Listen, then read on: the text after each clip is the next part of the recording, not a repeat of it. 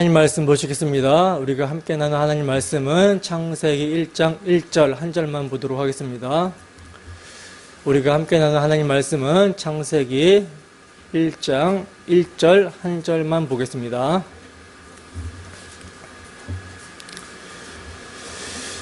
다 찾으셨으면 함께 한 목소리로 합독하도록 하겠습니다. 시작.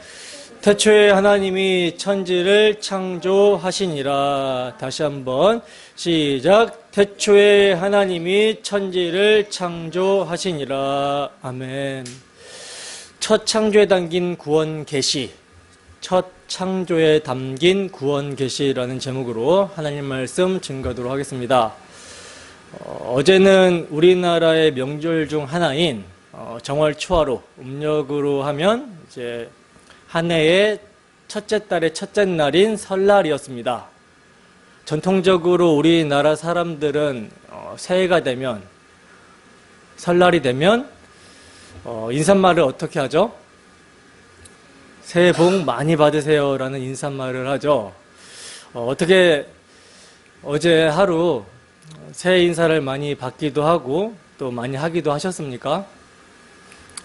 근데 여러분, 우리는 이제 새해 인사를 할 때 믿지 않는 세상 사람들이 생각하는 개념에서의 복에 대한 인사를 하면 안 되겠죠.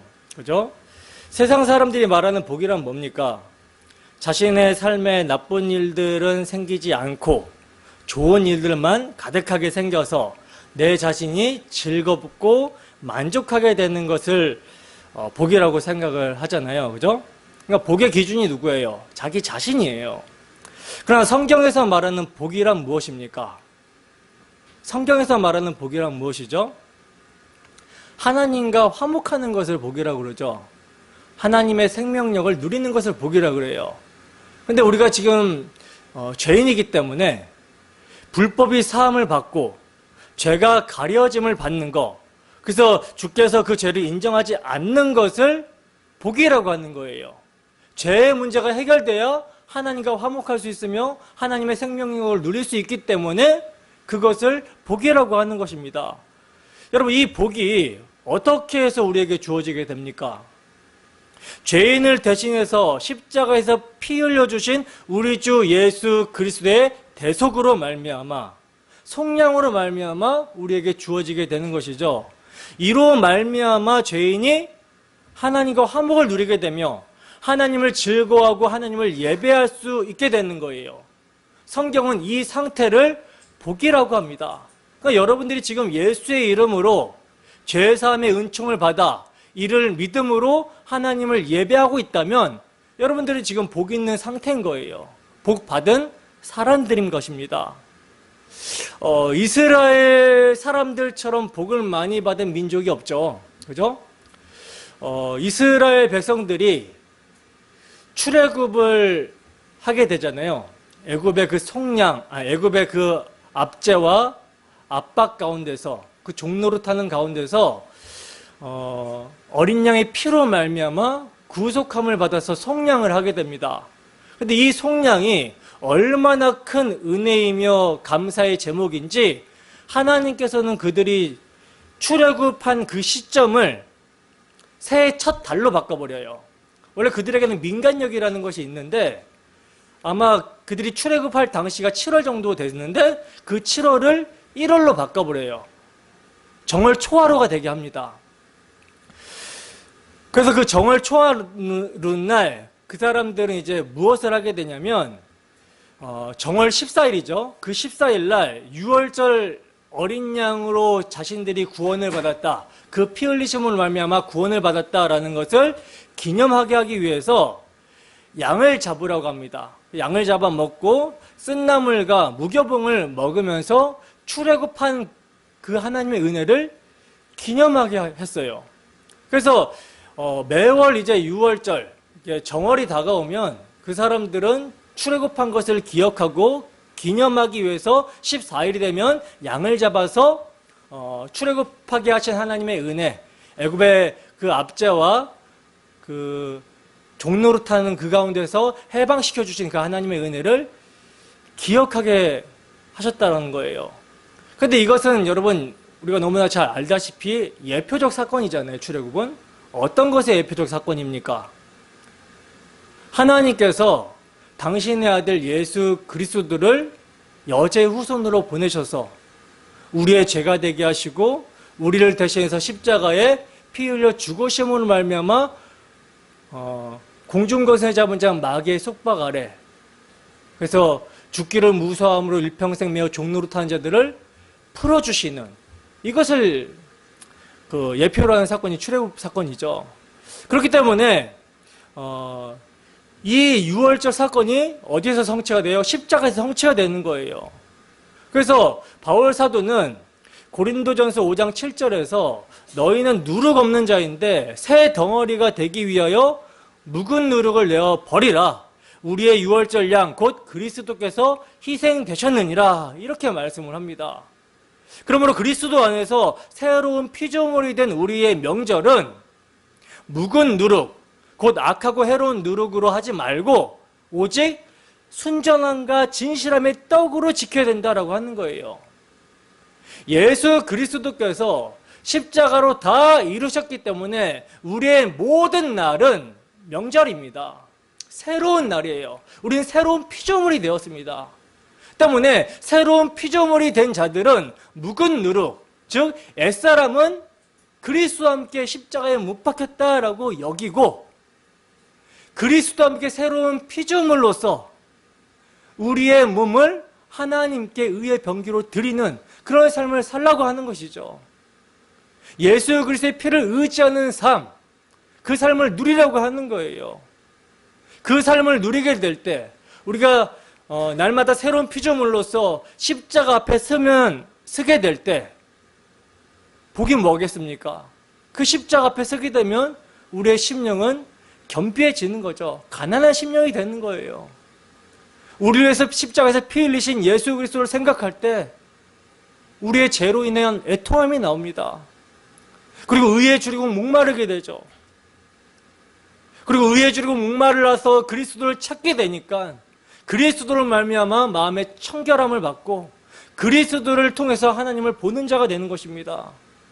그리고 우리가 긍휼함을 받았기 때문에 긍휼히 여기는 자가 되는 것이고, 그리고 긍휼히 여기는 복음을 전하는 삶을 살게 되기 때문에 하나님과 사람 사이에 화평케 하는 하나님의 아들로서의 제사장적 삶을 살아가게 되는 거예요. 복음적 제사장적 삶을. 근데 이런 삶을 살아갈 때 뱀의 후손들에게 박해를 받게 되죠. 의를 위하여 핍박을 받게 되는 거, 이것을 성경은 복이라고 말씀을 하고 있다는 거예요. 그렇기 때문에 여러분, 이것이 우리가 참으로 복으로 여겨지신다면 이 시간, 오늘이라 일컫는 날, 그리스도 예수 안에서 새로운 피조물로서 참 명절을 지키기 위해 오신 예수 그리스도 안에서 묵은 누룩을 어떻게 해야 됩니까? 벗어버리고 그리스도와 함께 정과 욕 탐심을 십자가에 못 박았다, 죽었다 여기시고 오직 순전함과 진실함의 떡을 먹음으로 예수 그리스도의 복음의 말씀을 들음으로 그리스도와 함께 산 자로서 제3의 복, 우리 주 예수 그리스도로 말미암는 우리 구주 하나님과 화목을 누려야 되는 것입니다. 이 화목을 누리는 시간이 되시기를 주님의 이름으로 축원합니다. 오늘은 이제 예고한 대로 창세기 1장부터 살펴볼 거예요. 창세기 1장부터 이제 살펴볼 건데, 제가 한 장씩 이렇게 설교를 하겠다라고 말씀을 드렸잖아요. 근데 창세기 1장부터 3장이 가장 중요한 장이기 때문에, 성경의 못자리라고도 하고 굉장히 중요한 장이기 때문에 여기까지는 조금 소분해서 살펴보고 이제 될 수 있으면 한 장씩 살펴보도록 하겠습니다. 오늘 본문을 볼까요? 오늘 본문을 보시면 창세기는요, 태초에 하나님이 천지를 창조하시니라 하고 시작이 되고 있어요. 이것은 이제 선포적이고 설명이 아닙니다. 선포예요. 그러니까 그 누구도 거역할 수 없는 건의와 장엄함이 이 구절 안에 담겨 있습니다. 선포적이에요. 그러니까 창세기 1장을 대할 때에는요, 인간의 어떤 호기심이나 과학적인 궁금증을 풀어보려는 태도로 접근하는 것은 올바른 태도가 아니라는 거예요.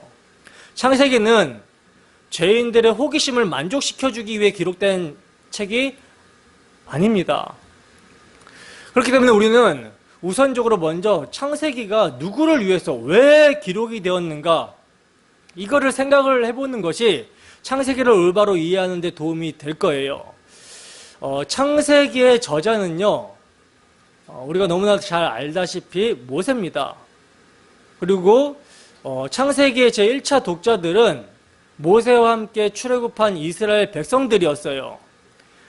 그래서 창세기, 출애굽기, 레위기, 민수기, 신명기 이 5권을 모세 오경이라고 부릅니다. 근데 이 중에 창세기를 제외한 4가지 책, 4권은요, 출애굽한 이스라엘 백성들이 경험한 역사를 다루고 있어요. 그러나 창세기만은 그들이 경험한 것이 아니라 과거사입니다. 그래서 천지창조로부터 출애굽이 있기까지 이스라엘 백성들이 애굽에서 노예 생활하는 동안 잃어버렸던 역사적 배경을 알려주고 있는 책이 창세기예요. 그래서 그들에게 그들을 애굽 노예 상태에서 구출해내신 분은 천지 만물을 창조하신 전능한 하나님이심을 말씀해주고 있는 것입니다. 그리고 그 하나님 여호와께서는 그들의 조상 아브라함과 이삭과 야곱에게 언약을 하신 분이며, 그 언약은 무엇이며 그들의 조상들은 어떻게 해서 애굽에 내려가게 되었고 지금 출애굽하고 있는 그들에게 향하신 하나님의 뜻이 무엇인가를 처음 독자인 이스라엘 백성들에게 알려주기 위해 기록한 책이 창세기예요. 근데 뿐만 아니라 창세기는 성령의 감동으로 기록된 책이기 때문에 그 후 세대의 모든 하나님의 백성들에게 자신들을 구원하시기까지의 하나님의 구원 계획과 그것을 어떻게 성취해 내려오셨는가를 깨닫게 하여 겸손히 하나님의 주권 앞에 무릎을 꿇고 하나님 경외하기를 배우라고 기록한 책이 창세기입니다. 에베소서 3장 9절에서 11절 말씀 한번 보겠습니다. 에베소서 3장 9절에서 11절까지 말씀.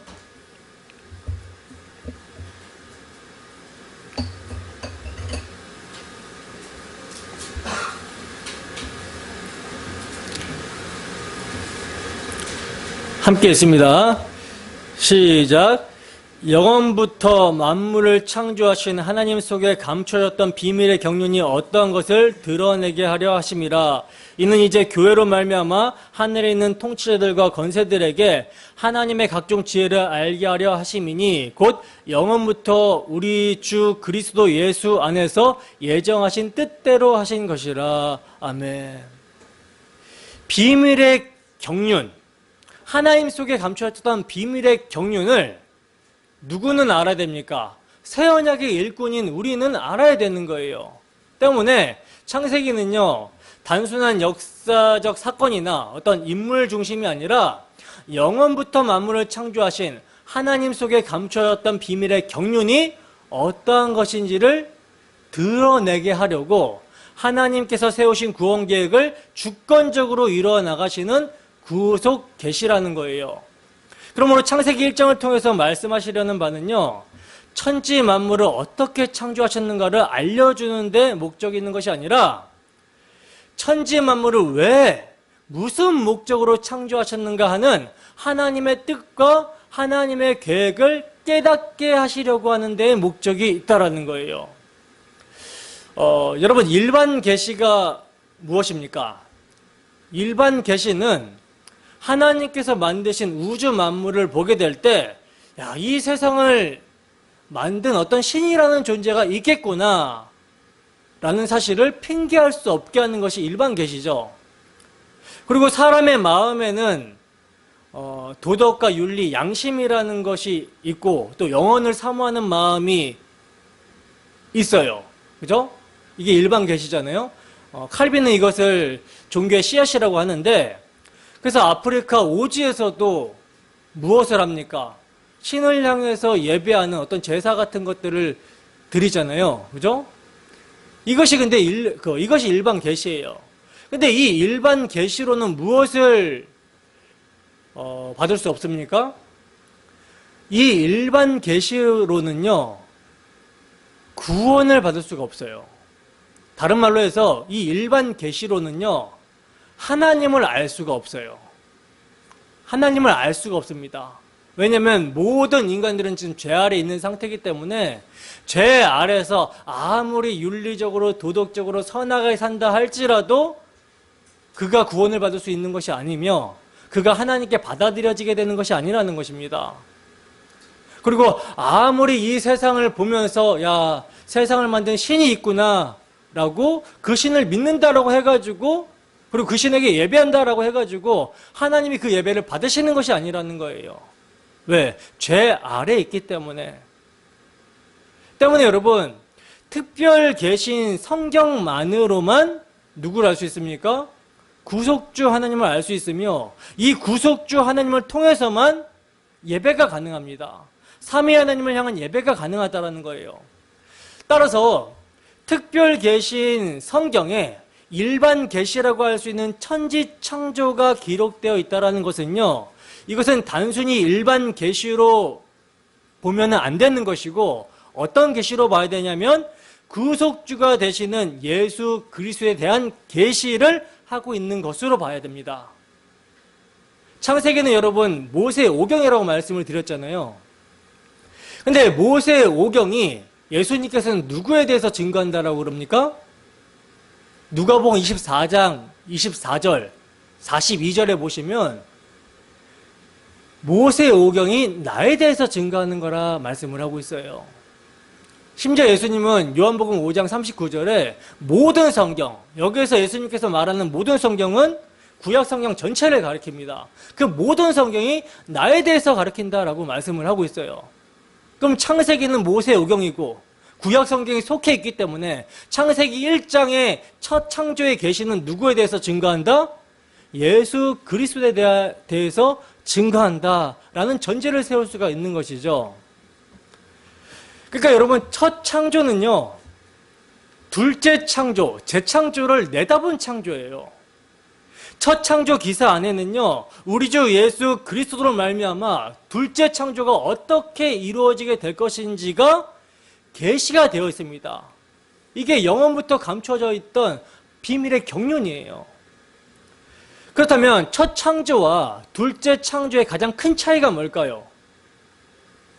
처음 창조는 말씀만으로 창조를 합니다. 근데 둘째 창조는요, 그 말씀이 육신이 되어 죽으심으로, 그러니까 주님의 살과 피로 창조를 하신다는 거예요. 그 주님의 죽으심으로 새하늘과 새 땅이, 새 예루살렘 성이 이루어지고요, 우리가 하나님을 예배하는 것이 가능하게 된다는 거예요. 이 구속 계시가 어디에 담겨 있다? 첫 창조 안에 함의되어 있다, 계시가 되어 있다라는 사실입니다.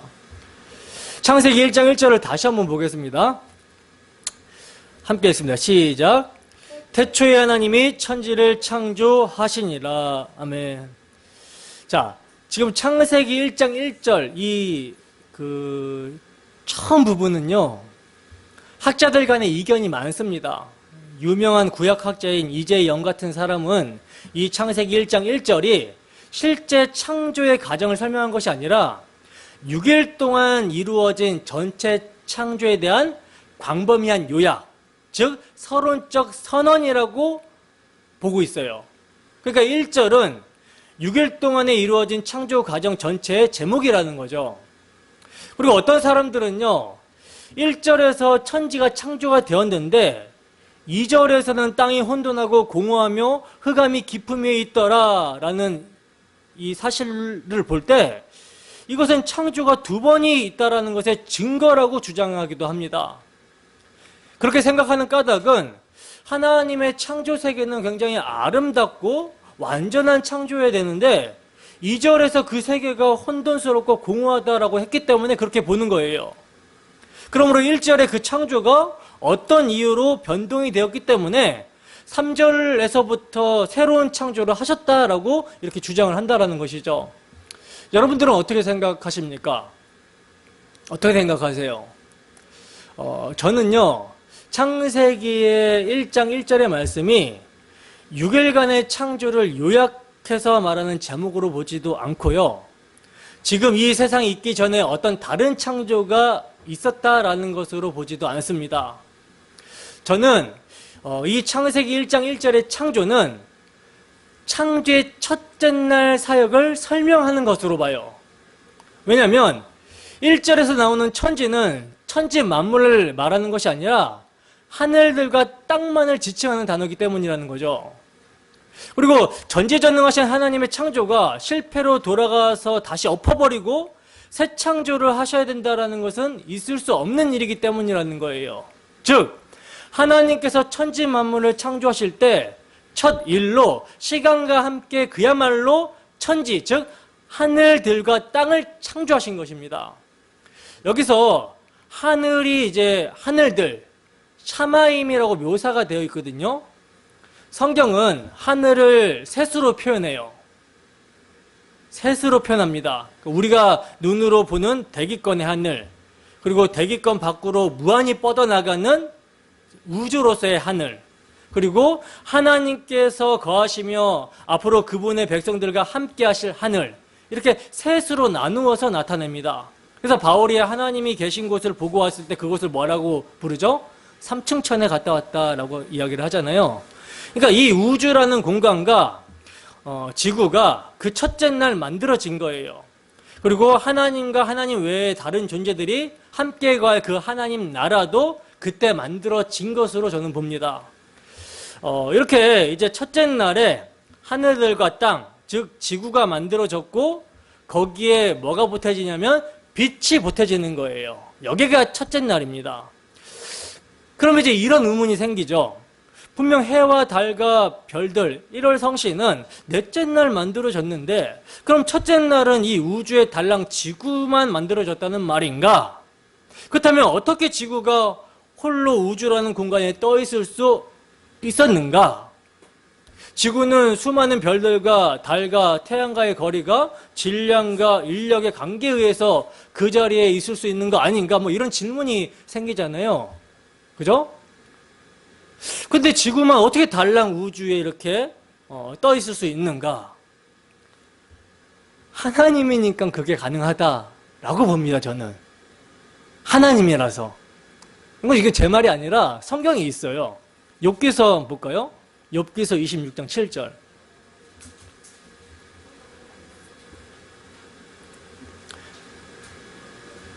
욥기서 26장 7절.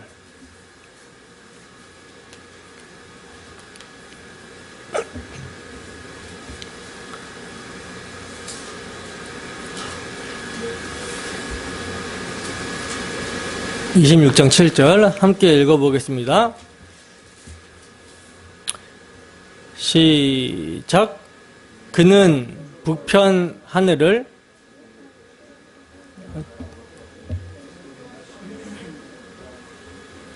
다시 한번 큰 목소리로 읽어보실래요? 시작.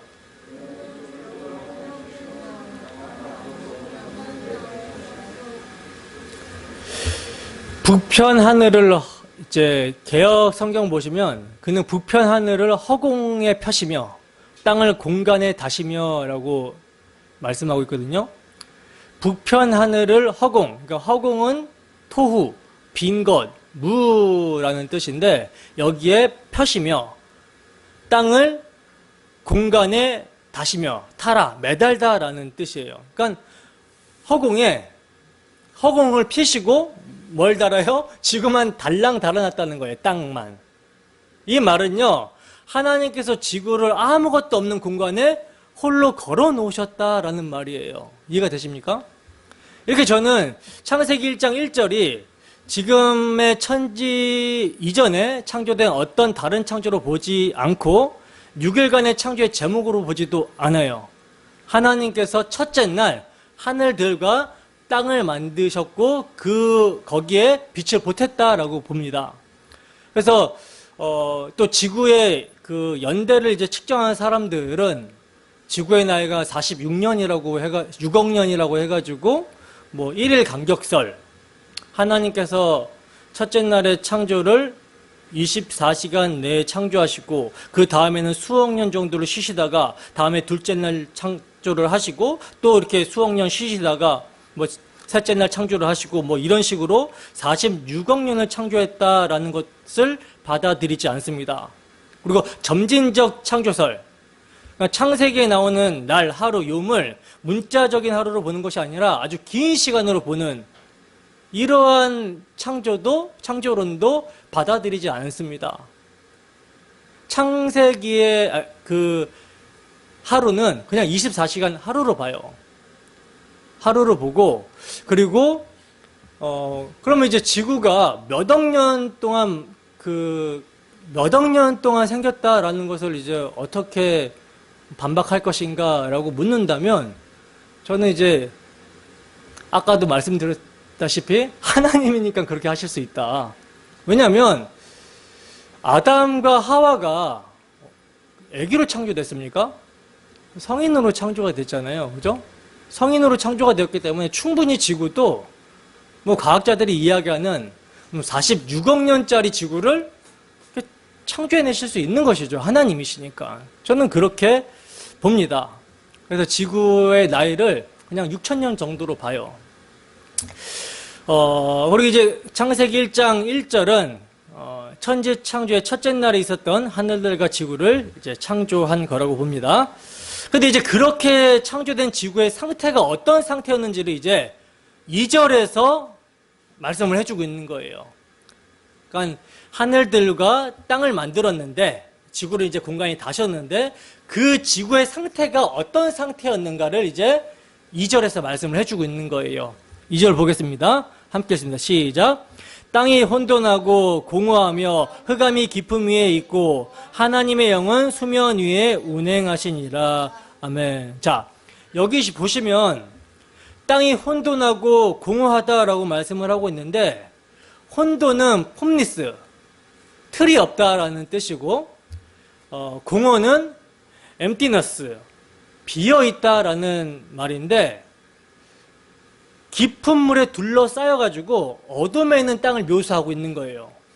그러니까 빛이 비추기 전의 모습이기 때문에 이 모습은 지금 하나님께서 보시기에 좋은 모습이 아니죠. 그죠?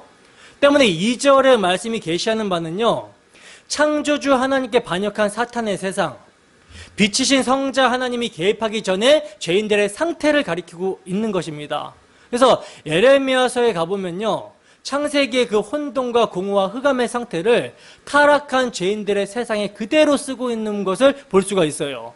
예레미야서 4장 22절과 23절 말씀 보겠습니다. 예레미야서 4장 22절과 23절 말씀.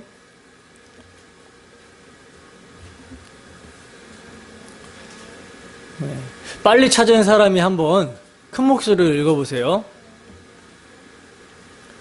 예레미야서 4장 22절과 23절 말씀.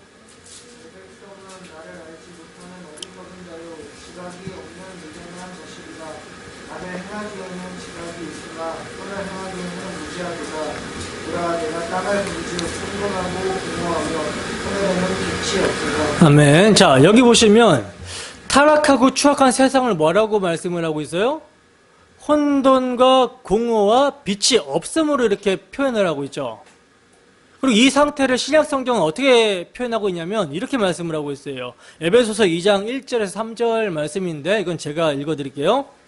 그는 허물과 죄로 죽었던 너희를 살리셨도다. 그때 너희는 그 가운데 행하여 이 세상 풍조를 따르고 공중권세 잡은 자를 따랐으니 곧 지금 불순종의 아들들 가운데서 역사하는 영이라. 전에는 우리도 다 그 가운데서 우리 육체의 욕심을 따라 지내며 육체와 마음에 원하는 것을 하여 다른 이들과 같이 본질상 진노의 자녀이었더니 하고 말씀을 하고 있어요. 여러분, 성경은요, 창세기부터 계속해서 이 이야기를 하고 싶은 것입니다. 어떻게 혼돈과 공허와 흑암인 죄인들이 하나님의 은혜로 빛의 나라로 들어가게 되었는가? 바로 그 이야기가 창조를 시작으로 가시적으로 역사 속에서 나타나고 있는 거예요. 그래서 혼돈과 공허와 흑암이 깊음 위에 있는 그 상태를 하나님의 영은 수면에 운행하시니라 하고 말씀을 하고 있는 것입니다. 여러분, 하나님의 영은 수면 위에 운행하시니라, 이 표현을 여러분 주목을 해서 봐야 되는데, 마치 이 표현은 어떤 표현 같습니까? 마치 착륙을 하려고 선회하고 있는 비행기에 대한 묘사 같지 않습니까? 운행하다라는 말의 히브리어 원어가요, 라프라는 말인데, 알을 품다, 비상하다, 배회하다라는 의미가 있어요. 그러니까 어떤 뜻이냐면, 노아 홍수 사건, 노아 홍수 이후에 이제 물이 줄어들 때 노아가 비둘기를 보내잖아요. 그죠? 근데 비둘기가 노아에게 다시 돌아오죠. 왜 다시 돌아왔죠? 지면에 발을 붙일 데가 없어가지고, 그러니까 물이 이제 빠지지 않았기 때문에 지면에 발 붙일 데가 없어가지고 돌아옵니다. 마치 이것처럼 하나님의 영은 수면 위에 운행하신다라는 말은요, 마치 노아 홍수 당시 비둘기가 지면에 발붙일 곳을 찾지 못했던 것처럼 하나님의 영이 임재할 곳을 찾지 못한 상태로 볼 수 있는 거예요. 그런데 이러한 땅이 혼돈하고 공허하며 흑암이 깊은 위에 있고 한 이 심령에 빛이 있으라 하고 복음의 빛이 비추게 되면 동시에 어떤 일이 일어납니까? 수면 위에 운행하시던 그 하나님의 영, 성령도 그 심령에 임하게 된다는 것이죠. 다른 말로 빛으로 오신 예수 그리스도, 유월절 어린 양 되신 예수 그리스도께서 십자가에서 죄인들의 죄를 대속하시고 이것을 온전하게 이루시면 그때 비로소 성령이 혼돈과 공허와 어둠 가운데 있던 죄인들의 심령 가운데 임하게 된다는 거예요. 3절에서 5절 말씀 보겠습니다. 함께 했습니다. 시작. 하나님이 이르시되 빛이 있으라 하시니 빛이 있었고 빛이 하나님이 보시기에 좋았더라. 하나님이 빛과 어둠을 나누사 하나님이 빛을 낮이라 부르시고 어둠을 밤이라 부르시니라. 저녁이 되고 아침이 되니 이는 첫째 날이니라. 아멘. 자, 이제 하나님께서 말씀을 하십니다. 그죠? 여기서 이제 이르시되라는 말씀을 하시고 있어요. 여기서 이르시되라는 히브리어 말이 아마르라는 말인데 말하다라는 뜻이거든요. 말하다. 여기는 이제 아주 중요한 의미가 담겨 있어요. 창세기 1장만 해도요, 이르시되, 아마르라는 말이요, 9번이나 나오고 있습니다. 우리는 이르시되라는 이 아마르라는 단어를 통해서 천지창조가 말씀으로 지어졌다라는 것을 추론해 볼 수가 있거든요. 그런데 이제 창세기에는요, 정확하게 천지가 말씀으로 창조가 되었다라고 하는 말이 한 군데도 나오고 있지 않아요. 그렇다면 천지가 말씀으로 창조가 된 것을 우리가 어떻게 알 수 있는가? 어떻게 알 수 있습니까? 바로 신약 성경에서 말씀을 하고 있으니까 알 수가 있는 것이죠. 신약 성경에 창세기 1장에 이르시되 아마르라는 단어가 하나님의 말씀으로 천지를 창조하셨다라는 것을 의미하고 있음을 밝혀주고 있어요. 히브리서 11장 3절입니다. 히브리서 11장 3절 말씀.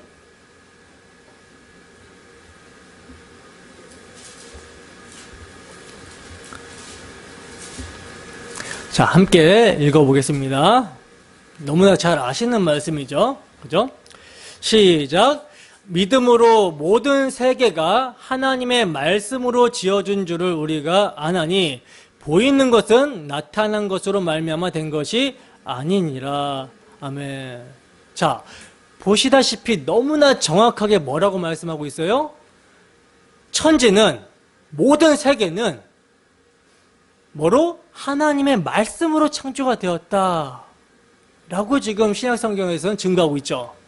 근데 여러분, 성경은요, 그 하나님의 말씀은 단순히 밖으로 뱉어지는 말을 의미하는 것이 아니라 그 말씀을 뭐라고 합니까? 예수 그리스도라고 밝히고 있어요. 요한복음 1장 1절에서 3절 말씀입니다. 요한복음 1장 1절에서 3절 말씀 함께 읽어보겠습니다. 시작. 태초에 말씀이 계시니라. 이 말씀이 하나님과 함께 계셨으니 이 말씀은 곧 하나님이시니라. 그가 태초에 하나님과 함께 계셨고 만물이 그로 말미암아 지은 바 되었으니 지은 것이 하나도 그가 없이는 된 것이 없느니라. 아멘. 자, 태초에 말씀이 계셨다라고 이야기를 하고 있고요. 이 말씀이 하나님과 함께 계셨는데 이 말씀은 곧 하나님이래요. 하나님이래요. 그리고 이 말씀으로 모든 만물이 지은 바 되었다라고 성경은 증거를 하고 있습니다. 근데 이 말씀은 누구예요? 예수 그리스도죠. 골로새서 1장 15절에서 16절 말씀입니다. 골로새서 1장 15절에서 16절 말씀.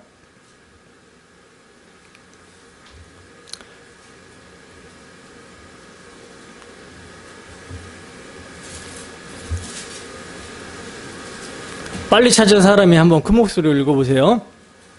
골로새서 1장 15절에서 16절.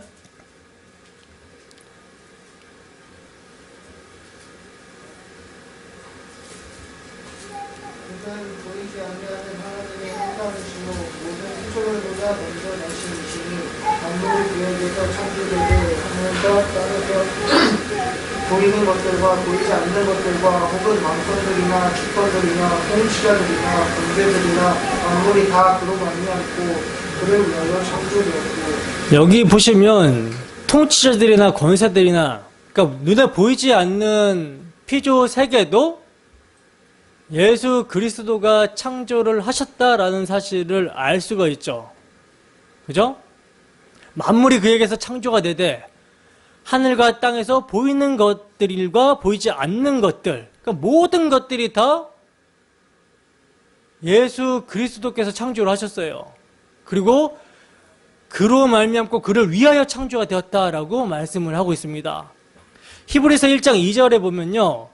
이 모든 날 마지막에는 아들을 통하여 우리에게 말씀하셨으니 이 아들을 만유의 상속자로 세우시고 또 그로 말미암아 모든 세계를 지으셨느니라 하고 말씀을 하고 있습니다. 이렇게 여러분 천지는요, 우주 만물은 말씀이신 성자 예수 그리스도에 의해서 창조가 되었어요. 근데 여러분 예수님이 말씀이시다라는 것이 무슨 뜻인지 제대로 아십니까? 사실 많은 사람들이요, 예수님이 말씀이라는 것을요, 피상적으로 알고 있어요. 여러분들은 어떻게 아십니까? 제대로 알고 있습니까? 예수님이 하나님의 말씀이라는 것이 무슨 뜻입니까? 하나님께서 말씀하시면 그때마다 하나님의 입에서 예수님이 밖으로 튀어난다라는 말씀입니까? 아니죠. 그죠? 그럼 무슨 의미가 있을까? 우선 천지 창조부터 한번 생각을 해봅시다. 하나님께서 태초에 말씀으로 천지를 창조하셨다고 하잖아요.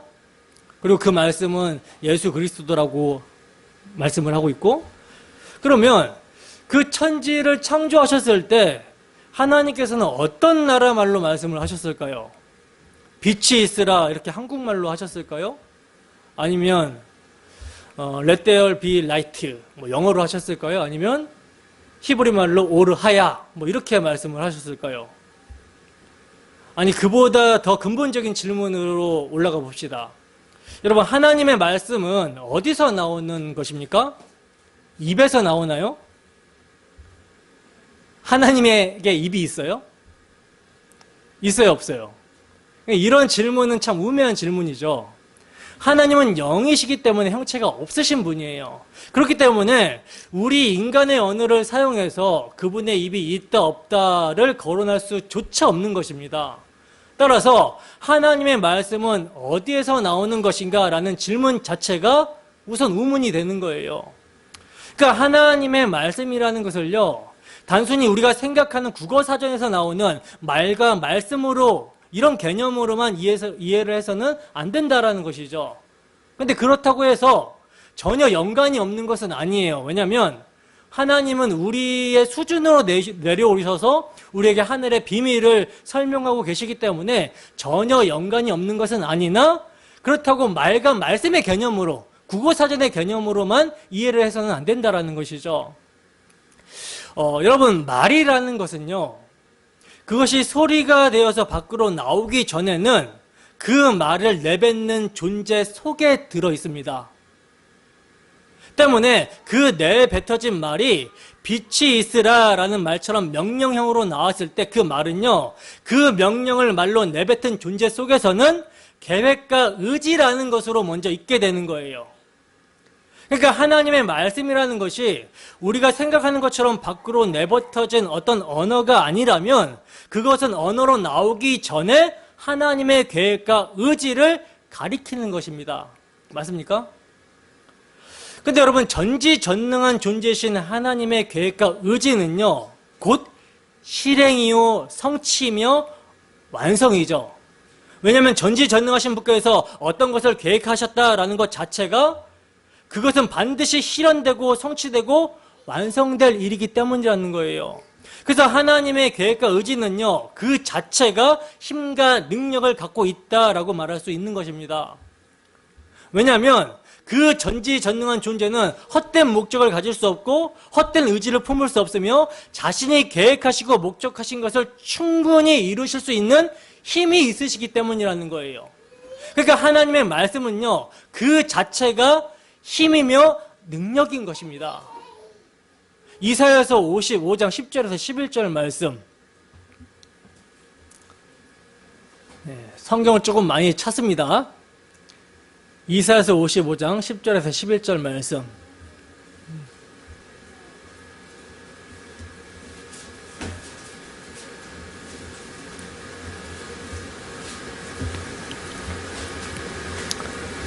자, 함께 읽어보겠습니다. 그러니까 여러분들은 그러한가 아닌가 성경을 통해서 확인하시면 돼요. 함께 했습니다. 시작. 이는 비와 눈이 하늘로부터 내려서 그리로 되돌아가지 아니하고 땅을 적셔서 소출이 나게 하며 싹이 나게 하여 파종하는 자에게는 종자를 주며 먹는 자에게는 양식을 줌과 같이 내 입에서 나가는 말도 이와 같이 헛되이 내게로 되돌아오지 아니하고 나의 기뻐하는 뜻을 이루며 내가 보낸 일에 형통함이니라. 아멘. 이게 예수 그리스도를 이야기하는 것은 말씀을 드리지 않아도 충분히 이해하실 수 있는 것이죠. 그죠? 히브리서 4장 12절 말씀입니다. 히브리서 4장 12절 말씀.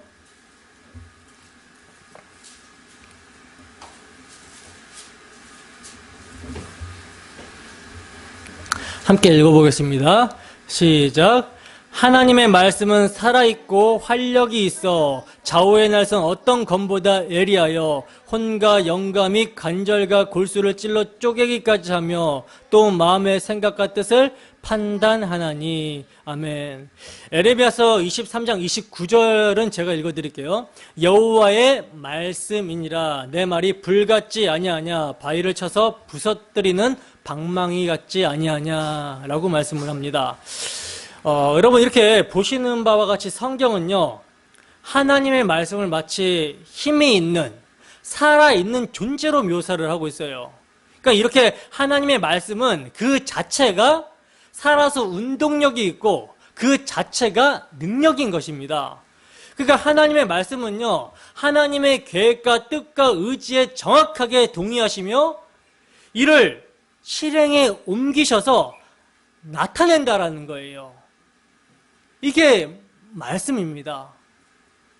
우리가 이제 이 부분을 이해하기 위해서는 삼위일체에 대해서 좀 잘 이해를 하고 계셔야 되는데, 성경은 하나님을 성부 하나님, 성자 하나님, 성령 하나님 이렇게 삼위로 표현을 하고 있거든요. 그러니까 성경은 하나님을 본질은 하나이신데 본체가 셋인 분이라고 표현을 하고 있어요. 이것을 쉽게 이해하기 위해서 이제 히브리서 한 구절을 한번 찾아보겠습니다. 히브리서 1장 3절입니다. 히브리서 1장 3절. 함께 읽습니다. 시작. 이는 하나님의 영광의 광채시요 그 본체의 형상이시라. 그의 능력의 말씀으로 만물을 붙드시며 죄를 정결하게 하는 일을 하시고 높은 곳에 계신 지극히 크신 이의 우편에 앉으셨느니라. 아멘. 자, 여기 히브리서 말씀에서 나오고 있는 본체라고 번역이 된 단어가 휘포스타시스, 실제라는 뜻이거든요. 실제라는 뜻인데, 그러니까 이 말은요, 예수님은 하나님이라는 본체, 휘포스타시스의 형상, 카락테스, 인이라는 거예요. 우리는 이 구절에서 예수님은 하나님이라는 본체와는 다른 본체, 휘포스타시스를 갖고 계신 분이지만 본질이 같으신 분, 한 분이라는 사실을 알 수가 있습니다. 그러므로 하나님과 다른 본체를 갖고 계신 성자 예수 그리스도는요, 성부 하나님과 본질이 같으신 분이기 때문에 성부 하나님의 계획과 의지에 정확하게 동의를 하시며 그것을 실행에 옮기시는 분이라는 거예요. 그리고 성령 하나님은 성자께서 실행하신 그것을 적용하시는 분입니다. 여러분, 구약이나 신약이나 할 것 없이 성경은 예수님을 하나님의 계획과 의지를 그대로 실행에 옮기시는 분으로 표현을 하고 있거든요. 요한복음 5장 17절을 보시면 예수께서 그들에게 이르시되 내 아버지께서 이제까지 일하시니 나도 일한다 하시매 라고 말씀을 하고 있어요. 예수님은 세상의 창조 때부터 자신이 성부와 더불어 끊임없이 일해 오셨음을 지금 천명하시는 것입니다. 그러니까 주님께서는요, 창조 때부터 세상과 하나님 사이에 중보자로 일을 하셨다라는 거예요. 천지 창조 때는 하나님의 계획과 의지를 가시화시켜서 천지 만물을 창조해 내셨고, 구약 시대 내내에는 하나님의 사자의 모습으로 이 땅에 내려오셔서 하나님의 계획과 의지를 실행에 옮기셨습니다. 그리고 2000년 전 성자 예수님은 이제 직접 육신을 입고 이 땅 가운데 내려오셔서 하나님의 계획과 의지를 실행에 옮기셨어요. 여러분 잘 기억해 보세요. 기드온에게 나타내셨던 하나님의 사자, 삼손의 부모에게 나타나셨던 하나님의 사자, 야곱과 씨름을 한 하나님의 사자, 아브라함이 만난 하나님의 사자, 그 천사들을 보고 이들이 이구동성으로 한 말이 무엇입니까? 내가 뭘 봤다? 여호와를 배웠다 라고 말을 하잖아요. 그리고 스가랴 2장에 보면 청량줄을 잡은 자에 대한 환상이 나오는데 3절에서 그 천사가 천사를 보내는데 9절에 보면 그 보내는 천사를 뭐라고 말씀하고 있냐면 만군의 여호와 이렇게 선포를 하고 있어요. 만군의 여호와라고. 아울러 이사야서에서는요, 성자 예수 그리스도를 만군의 여호와라고도 부릅니다. 이사야서 25장 9절, 이사야서 25장 9절 제가 읽어드릴게요. 그 날에 말하기를 이는 우리의 하나님이시라. 우리가 그를 기다렸으니 그가 우리를 구원하시리로다. 이는 여호와시라. 우리가 그를 기다렸으니 우리는 그의 구원을 기뻐하며 즐거워하리라 할 것이며. 아멘. 그러니까 지금 제가 말씀드린 것을 종합해 보면요, 성부 하나님과 다른 본체를 지니셨지만 한 본질에 계신 성자 예수 그리스도께서는 육신을 입으시기 전이신 창조 때나 구약시대 때에도 이 땅에 내려오셔서 하나님의 계획과 목적을 실행에 옮기시면서 하나님과 하나님의 백성들 사이에 중보자 역할을 하시면서 당신이 하실 일을 이미 계시하고 계셨음을 우리는 알 수가 있다는 거예요. 때문에 성령의 감동으로 이것을 깨달았던 바울 사도는요, 고린도전서 10장에서 뭐라고 말씀을 하고 있냐면 출애굽한 이스라엘 백성들이 광야에서 마신 물을 신령한 반석으로부터 마셨다라고 하면서 그 반석을 예수 그리스도다라고 말씀을 하고 있습니다. 그리고 복음서에 보면 주님께서 당신 스스로에 대해서 말씀하실 때 뭐라고 말씀하시냐면 아브라함이 자기 때 볼 것을 보고 즐거워하였다라고 명확하게 말씀을 하고 계세요. 그리고 히브리서에서는요, 모세가 그리스도를 위해서 11장에 보면 그리스도를 위해서 능욕을 참았다라고 합니다. 이렇게 성자 예수님은요, 창조 때에도 구약 시대에도 그리고 2000년 전에 육신을 입고 이 땅에 내려오셔서 십자가를 지심으로 창세 전에 계획된 창세 전에 삼위 하나님의 계획과 의지를 계시하시고 이루셨다라는 거예요. 그 계시가 에베소서 1장에 나오죠. 뭐라고 나옵니까? 에베소서 1장 볼까요?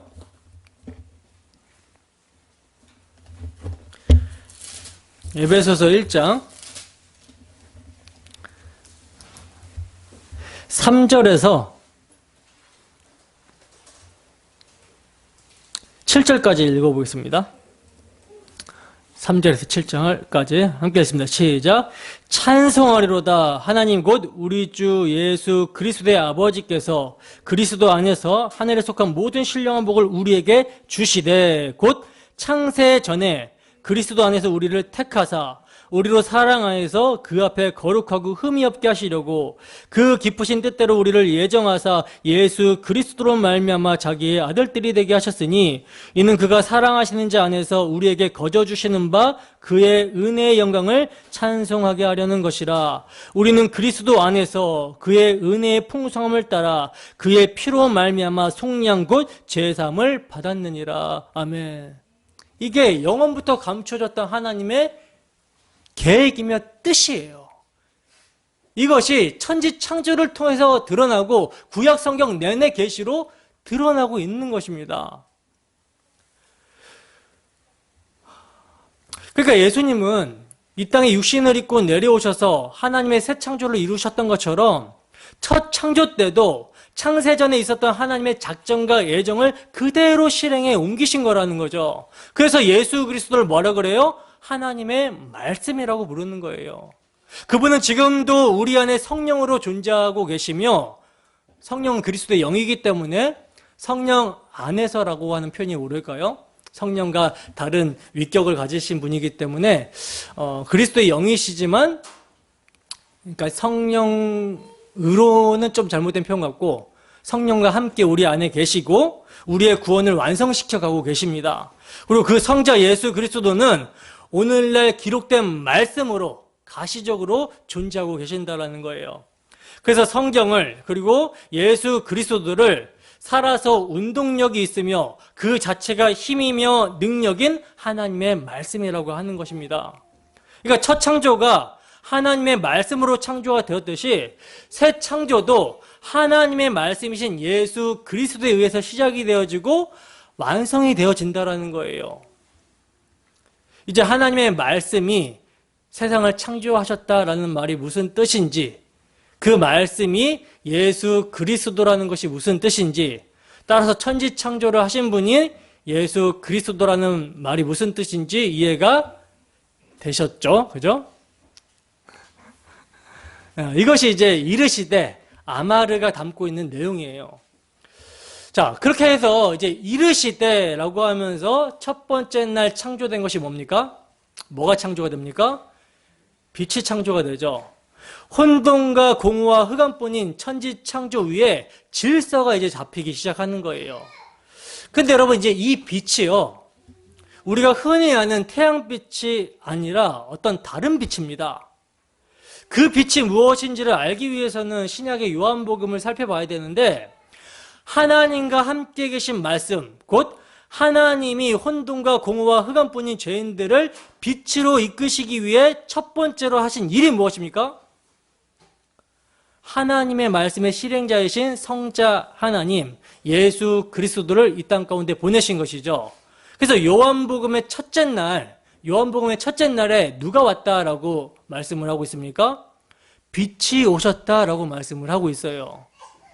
제가 요한복음 1장과 2장의 7날에 대해서는 창세기의 7날과 정확하게 일치하는 것이라고 말씀을 드렸기 때문에 여기서는 설명을 안 하겠습니다. 설명하면 길어지니까. 요한복음 1장 9절에서 14절 성경만 좀 보겠습니다. 요한복음 1장 9절에서 14절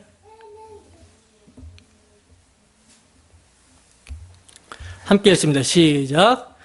참빛 곧 세상에 와서 각 사람에게 비추는 빛이 있었나니 그가 세상에 계셨으며 세상은 그로 말미암아 지은 바 되었으되 세상이 그를 알지 못하였고 자기 땅에 오매 자기 백성이 영접하지 아니하였으나 영접하는 자 곧 그 이름을 믿는 자들에게는 하나님의 자녀가 되는 권세를 주셨으니 이는 혈통으로나 육정으로나 사람의 뜻으로 나지 아니하고 오직 하나님께로부터 난 자들이니라.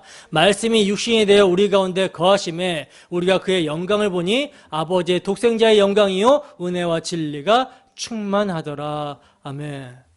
자, 그러니까 창세기의 첫째 날의 빛은 무슨 빛입니까?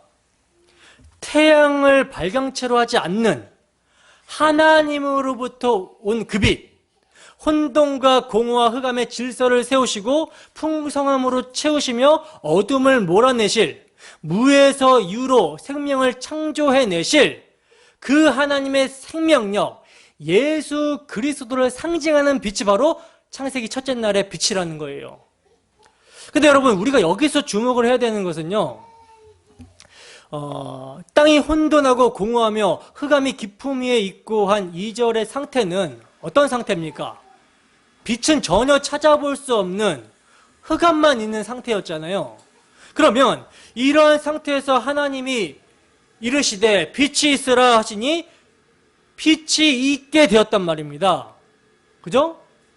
그렇다면 빛만 있어야 되고 어둠은 없어야 되는데, 그렇잖아요. 우리가 불을 켜면 어둠은 없고 빛만 남잖아요. 그죠? 그럼 빛만 있고 어둠이 없어야 되는데 성경은 뭐라고 말씀하고 있습니까? 빛과 어둠을 나누사 하고 분리를 말씀을 하고 있어요. 이건 여러분 뭘 계시하고 있는 걸까요? 이것은요, 벌써 타락 이후에 복음을 영접하는 자와 거절하는 자로 나눌 것임을 계시로 말씀을 하고 있는 대목입니다. 여자의 후손과 뱀의 후손, 가인과 아벨, 빛의 자녀들과 어둠의 자녀들로 나누이게 될 것이기 때문에 이것을 미리 계시로 보여주고 있는 거예요. 그래서 하나님께서는 빛을 낮이라 부르시고 어둠을 밤이라고 말씀을 하시는 것입니다. 복음을 영접하는 자들과 그렇지 못한 자들의 분리예요. 그렇다면 여러분, 빛과 어둠이 어떻게 분리가 되어지는가? 그래서 빛의 자녀와 어둠의 자녀가 어떻게 갈리게 되는가? 여러분, 뭘로 갈리게 될까요? 하나님의 언약, 복음으로 갈리게 됩니다. 그냥 복음 전파로 갈리게 된다는 거예요. 빛과 어둠이. 복음 전파는요, 흑암에 행하던 백성들에게 빛이 있으라 함과 같은 것입니다. 주님께서 바울 사도를 부르셔서 뭐라고 말씀하십니까? 내가 너를 구원하여 그들에게 보내어 그 눈을 뜨게 하여 어둠에서 빛으로 사탄의 권세에서 하나님께로 돌아오게 하고 죄사함과 나를 믿어 거룩하게 된 무리 가운데 기업을 얻게 하기 위해서 사도 바울을 부르셨다라고 말씀을 합니다. 그렇다면 여러분, 바울 사도가 복음을 전했을 때 듣는 모든 자의 심령에 빛이 비추어졌습니까? 아니죠.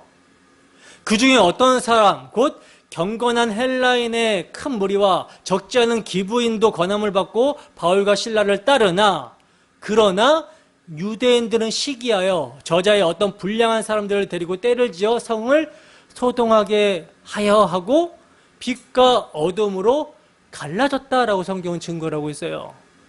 그렇다면 여러분, 우리는 어떻게 복음을 받아들이게 되었고 어떻게 빛의 자녀가 된 것입니까? 사실 우리도 전에는 혼돈과 공허, 흑암 가운데 저주의 물에 빠져 있었잖아요.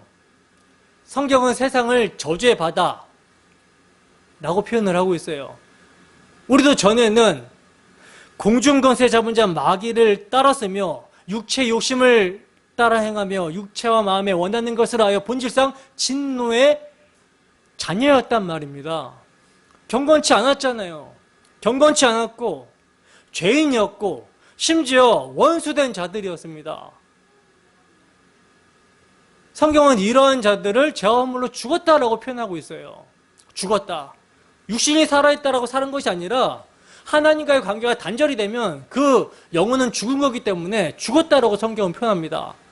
그러면 여러분, 죽은 자가 여러분 무슨 수로 말을 알아들을 수 있을까요? 죽은 자가 말을 알아들을 수 있겠습니까? 여기서 아무리 복음을 외친다라고 해도 죽어있는 상태의 사람은 말을 알아들을 수가 없죠.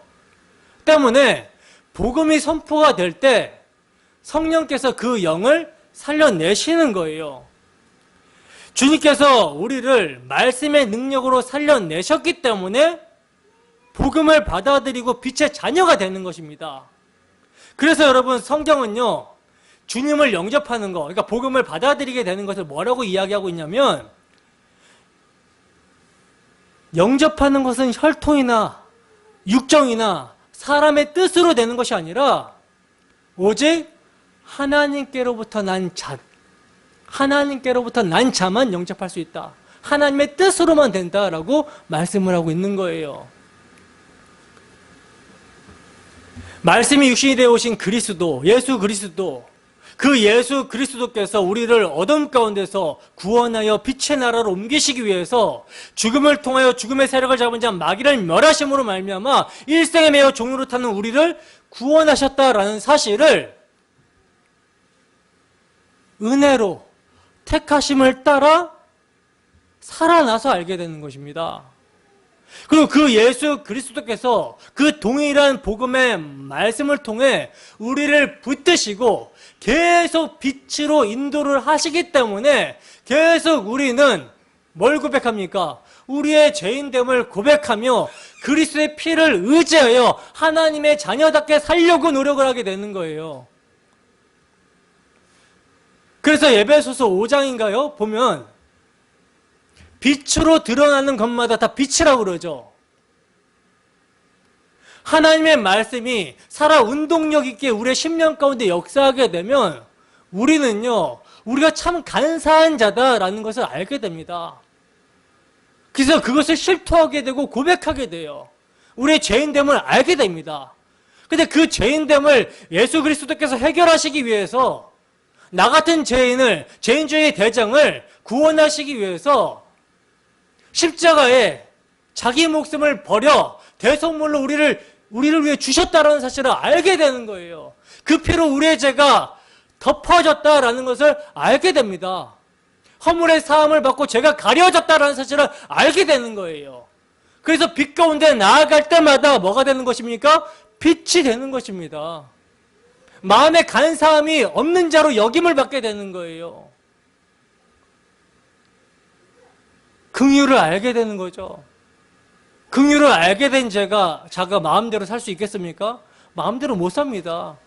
예수 그리스도의 사랑이 강건하기 때문에 그 사랑에 매여서 살게 되는 거예요. 그래서 복음이 뭐라고 합니까? 복음이 예수 그리스도의 사랑이 성화의 동력이라고 하는 것입니다. 정말 이제 믿음으로 우리는 이미 빛이 비춰졌고 빛의 나라로 옮긴 자들이 되었습니다. 우리가 지금 이 시간에 매여 있을 때는 예수님이 오실 날이 미래의 일이잖아요. 그죠? 근데 믿음이라는 것은요, 미래에 될 일을 하나님의 시간적 관점에서 끌어당겨서 오늘을 사는 거예요. 그래서 그게 실제입니다, 우리에게는. 보이는 것이 소망이 아니라 보이지 않는 것이 소망이에요. 이미 빛의 나라로 옮겨졌고 그 빛의 나라로 합당한 자로 하나님께서 만드실 것을 우리는 믿는 것입니다. 그래서 날마다 그리스도의 십자가를 붙들고 살아가는 거예요. 날마다 그 빛 가운데 살아가는 거예요. 그러나 망하는 자들에게는 이것이 복음입니까? 복음이 아닙니까? 복음이 아닌 것이죠. 망하는 자들에게는 이것이 능력이 아닌 것이죠. 고린도후서 4장 3절에서 6절 말씀.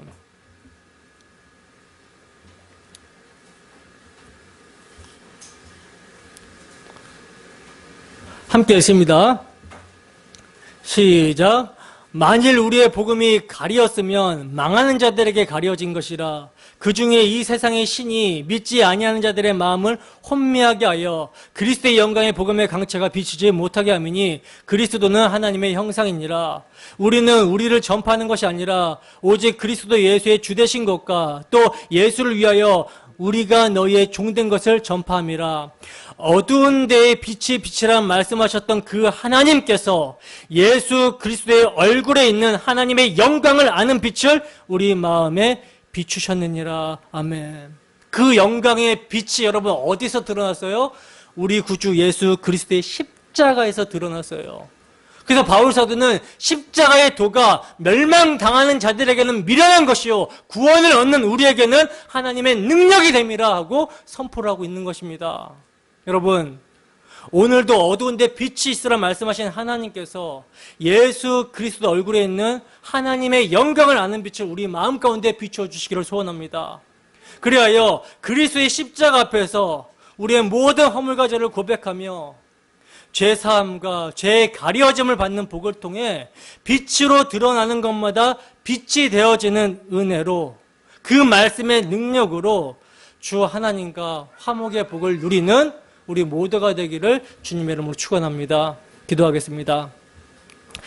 은혜로우신 하나님 아버지, 천지창조에 담긴 구원의 계시라는 제목으로 말씀을 나누었습니다. 하나님, 주님께서 천지를 창조하신 이 창조 사건이 그냥 지식적인 우리의 정보, 그냥 하나님이 천지를 창조하셨나 보다라는 그런 지식으로 우리에게 남아버리면 이것이 우리에게 무슨 유익이 있겠습니까? 그러나 주님께서는 천지를 창조하심으로 우리 주 예수 그리스도의 대속의 은혜를 계시하신 줄로 믿습니다. 이 계시를 통해 오늘도 우리의 마음은 뜨거워지고 주님께서 빛을 우리 심령 가운데 비춰주셨다는 사실을 믿고 빛 가운데 나아가길 소원합니다. 우리 주 예수 그리스도의 대속의 은혜를 오늘도 붙들고 의지하고 승리하며 살아가기를 소원합니다. 하나님, 주의 성령으로 충만케 하셔서 우리의 눈앞에 예수 그리스도라는 빛이 밝히 보여지게 하시고 그 빛을 따라 살아가는 우리의 심령 될 수 있도록 인도하여 주시옵소서. 감사드리며 거룩하신 예수님 이름으로 기도드립니다. 아멘.